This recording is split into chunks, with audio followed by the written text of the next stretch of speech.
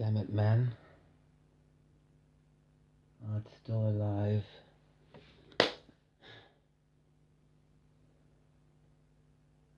I really hate mosquitoes. I can hear it buzzing around me, but I have no idea where it's coming from. I hate mosquitoes. I hate cockroaches, bugs, slugs, anything that creeps and crawls. But especially mosquitoes, because they get you when you're sleeping, when you don't know. It's like a demonic attack or something. And it's so hot around here, it's insane the amount of mosquitoes. Anyway, are you still okay? That sound is so annoying. And when you see a mosquito, it's like really tiny, but the sound it makes is like 3D or something. It's insane. Okay. Well, you have to know. As a friend, I don't like peas. I don't like beetroot, and I don't like eggplant. I don't like cockroaches, mosquitoes, and anything weird.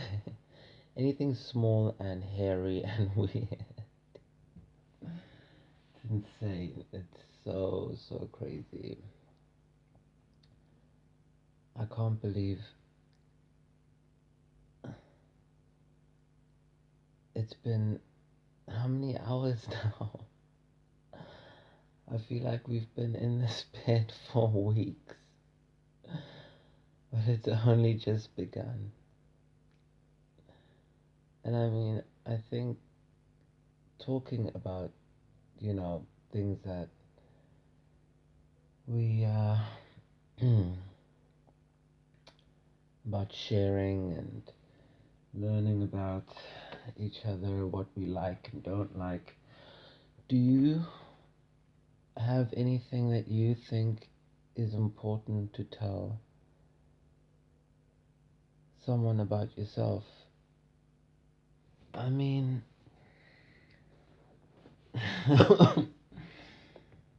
we all have certain, I guess I'm not trying to say values, but just things that we think are important and that we want the other person to know. Like for me, I like a bit of mystery. So I don't really like giving it all away at once, or even at all. I think half of the fun is trying to figure it out and trying to see if your own sixth sense is right half the time. Because, I mean, people can tell you anything, you can just say words and make them up. But it doesn't really mean that that's how it happens. Like, for example, people always say, uh, I'm a fun loving person. I like long walks on the beach and jazz and fine wine. And then you ask them when was the last time they did any of that, and they've never even done it half of the time. So obviously, clearly, words don't teach. Only experience does. And I think the experience you have, well, it's not it. the experience you have as a person with someone else shows you what that person needs you to know or wants you to know. It's like we all have a um a message that we're trying to give to the world or anyone that comes around us. And when you're around someone, you experience that message. That's how you know if it's real or not, because sometimes it's not. And I think consistency is how you know if it's real.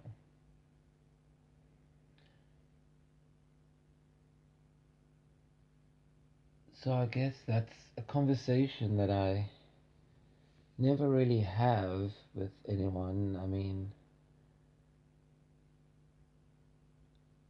I don't want to know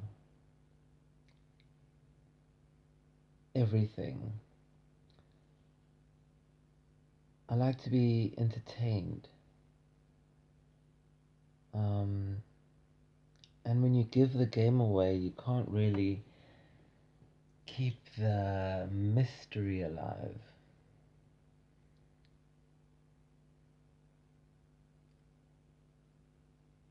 And I think mystery's not really a cop out or an excuse to just keep things interesting or trick, myself into thinking things are interesting by creating mystery. It kind of goes back to what I love to do, and that's to break things down and build them up. So if I knew immediately what was inside of, a device or how something was built or the structure of something, it wouldn't be as fun. But if I get to break it apart myself and see what's inside, that's a lot more fun. And I think it makes you remember it more, and it's a lot more meaningful, impactful, educational, even, than if you just knew or something was necessary to know. I know some people always have like a list of things that they want to tell someone that they're dating, like, oh, I have to tell them about this and about this. But you really don't know. And I mean, I think short of like, even if it's something like emotional or physical, like maybe, I don't know, some thing that happened, or maybe a way someone just behaves. Either way, you're gonna figure it out.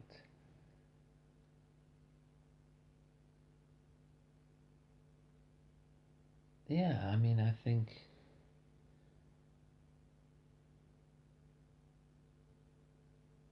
well, I think, okay, I guess there is something.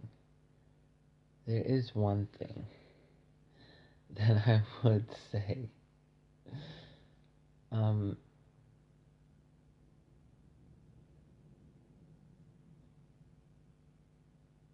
but nobody said that we were dating, so I guess you'll have to wait until then to find out what it is.